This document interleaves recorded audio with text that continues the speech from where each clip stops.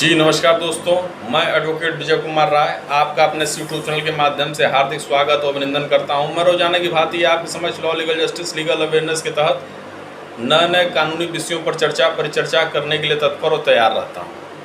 आज का जो हमारा विषय है बड़ा ही महत्वपूर्ण, बड़ा ही इम्पॉर्टेंट विषय है कि 1 जुलाई सन 2024 से बदल जाएगा देश का आपराधिक कानून। जो भारत सरकार द्वारा 3 नए कानून की मंजूरी भारत सरकार ने अपने व्यवस्था में दिया, वह 1 जुलाई 2024 से लागू होगा। तो 1 जुलाई 2024 से जो नया कानून लागू हो रहा, उसमें क्या कहा गया और यह क्यों इम्पॉर्टेंट है भारत की व्यवस्था में, इसी पर परिचर्चा आज मेरी आपके समक्ष है। तो कई धाराओं में हुआ है संशोधन, जहां हत्या की कोशिश करने के लिए 307 की धारा लगती थी, वहीं अब लगेगी 109। दुष्कर्म के मामलों में 376 की जगह अब लगेगी 63। इसके साथ ही ट्रायल कोर्ट के अंदर 3 साल के भीतर ही फैसला भी सुनना पड़ेगा। पहले आईपीसी कानून में जो भारतीय दंड संहिता की व्यवस्था में 511 धाराएं शामिल थी, इनमें से 21 नई धाराओं को भी जोड़ा गया।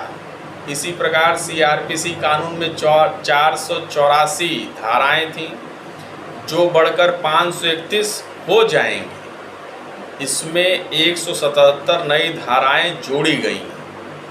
गिरफ्तारी, जांच और मुकदमा चलना सीआरपीसी में ही होगा, वही पुरानी वाली व्यवस्था में। इस प्रकार जो वर्तमान कानून आया है, और एक समीक्षा के अनुसार इस पिछले हर साल 50 से अधिक मामले दुष्कर्म के दर्ज हो रहे हैं। तो इसी प्रकार जो यह कानून आया है, उसमें संशोधन बड़ा इम्पॉर्टेंट था। इससे त्वरित न्याय, त्वरित सिद्धांत, त्वरित कानून की परिकाष्ठा की पूर्ति हमारे इन तीनों नए कानूनों के माध्यम से सरकार का एक बहुत ही महत्वपूर्ण दिशा में उसको परिवर्तन किया गया है कि भारत में कानून व्यवस्था में लोगों को कानूनी जानकारी, कानून के प्रति आस्था और न्याय के दृष्टिकोण से त्वरित न्याय की व्यवस्था में ये 3 संशोधन किए गए, जो कानून के व्यवस्था में जरूरी भी थे। वो पुराने ज़माने के कानून आज भी लागू हो रहे। अब देश बदल रहा, उसी बदलाव के अनुसार यह कानून जरूरी थे। तो जो कानून बदल गए वह 1 जून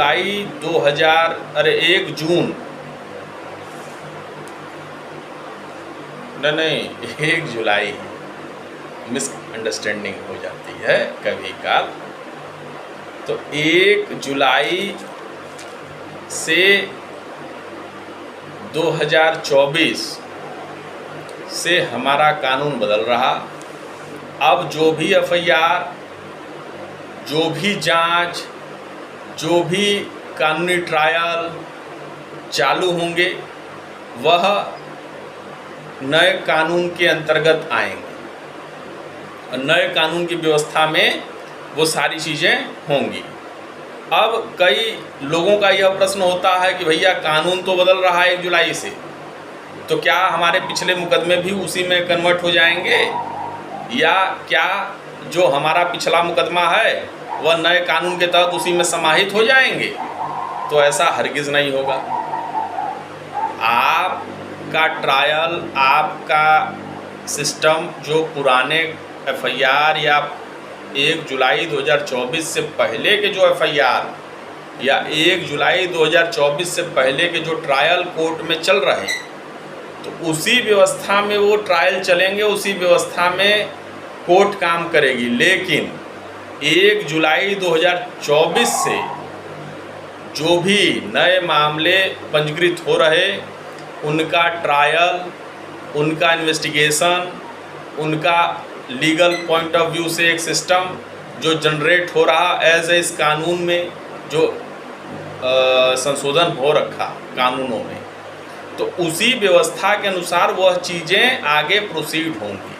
वो ये न समझिए कि 2018 का मामला FIR दर्ज हुआ, 2020 तक आप सन्नाटे में रहे, 22 में आ गए, ट्रायल शुरू हो गया, अब सोचिए कि 24 का जजमेंट जो आएगा वो इस कानून के तहत आएगा। ऐसा हरगिज़ नहीं होगा। वो चलेंगी उसी व्यवस्था से। लेकिन यहाँ इस चीज़ को बड़े क्लियर तरीके समझ लीजिए कि 1 जुलाई 2024 से जो नया कानून संशोधन होकर लागू हो रहा हमारे देश में, तो इसमें वह जो 1 जुलाई 2024 से कानून संशोधन हो गया, उसके बाद कोई अपराध घटित होता, उसके बाद कोई ऐसा अपराध होता जिसके संदर्भ में कोई FIR लॉन्च होती, उस FIR की इन्वेस्टिगेशन होती, इन्वेस्टिगेशन पर मुकदमा दर्ज होता, और दर्ज होने के बाद वो माननीय न्यायालय के समक्ष संज्ञान में आता, और संज्ञान आने के बाद फिर वारंट कटता, जमानत की जो प्रोसीडिंग थी वो होती, और उसी पर ट्रायल चालू होता, उसी पर दोषसिद्धि होती। यह सब चीज़ें 1 जुलाई 2024 के बाद के FIR पर लागू होंगी। 1 जुलाई 2024 से पहले हुए FIRों के इन्वेस्टिगेशन पर, उसके ट्रायल पर कोई प्रभाव नहीं पड़ेगा। वह उसी व्यवस्था के तहत काम करेगी।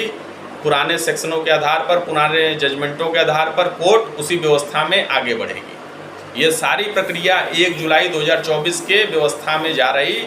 1 जुलाई 2024 से के बाद कोई नया FIR दर्ज होता है, उसकी नई इन्वेस्टिगेशन चालू होती है, उसका नया चार्जशीट बनता है, वह चार्जशीट माननीय न्यायालय के समक्ष प्रस्तुत होता है, माननीय न्यायालय उस चार्जशीट पर संज्ञान लेती है, उस पर फिर प्रोसेस जारी होता है, वारंट कटता है, विपक्षी बेल कराने के लिए अग्रसर होगा, अब वो बेल कराने की व्यवस्था में फिर उसको ट्रायल फेस करेगा।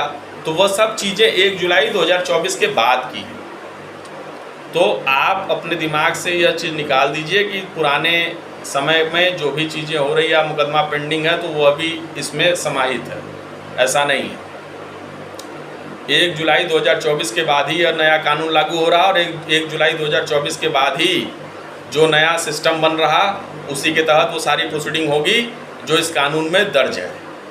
और इससे पहले के जितने भी मुकदमे चल रहे थे, उसकी प्रोसीडिंग उसी तरीके से चलेगी जिस हिसाब से वो चल रही थी। उसमें इसमें कोई इंटरफेयर नहीं होगा। वो अपनी जगह पर चलेगा, नया अपनी जगह पर चलेगा। तो इससे एक भारत व्यवस्था में, कानून व्यवस्था में यह समझिए कि बहुत अच्छी पहल है। और 1 जुलाई से जो भी कानून हमारे देश में लागू हो रहे हैं, इसका फ़ायदा जो विक्टिम है, जो पीड़ित है, उसे निश्चित तौर पर मिलेगा।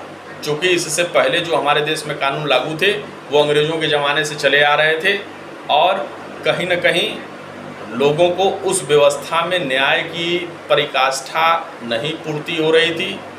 लोगों के दिमाग में एक भ्रम की स्थिति पैदा हो रही थी कि न्याय लेने के लिए ही न्याय में चलना पड़ेगा।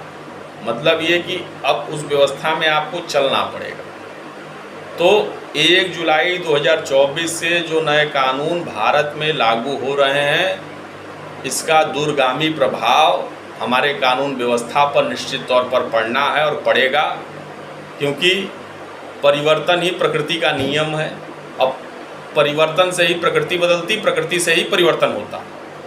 तो बड़ा एक कॉन्सेप्ट क्लियर समझिए कि प्रकृति से ही परिवर्तन, परिवर्तन से ही प्रकृति। इसी व्यवस्था में हम लोग आगे चर्चा परिचर्चा करेंगे।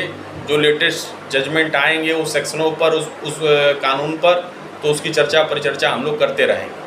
लेकिन इसका एक फ़ायदा विशेष रूप से यह होगा कि जो भारत सरकार ने जो अमेंडमेंट किया हुआ है नए कानूनों पर, वह त्वरित न्याय की परिकाष्ठा परिकल्पना पर किया गया कि न्यायिक व्यवस्था में न्याय यहाँ देर से लोगों को मिल रहा।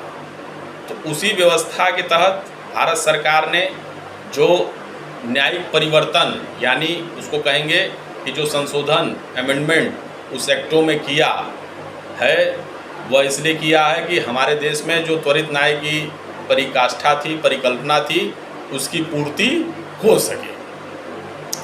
यही चर्चा परिचर्चा आज मेरी आपके समक्ष थी। मेरा ये वीडियो यदि आप लोग को पसंद आया हो तो आप इसे लाइक सब्सक्राइब जरूर करें, ताकि फिर एक नए वीडियो के साथ मैं आपके समक्ष फिर से प्रस्तुत हो सकूं। जय हिंद, जय भारत।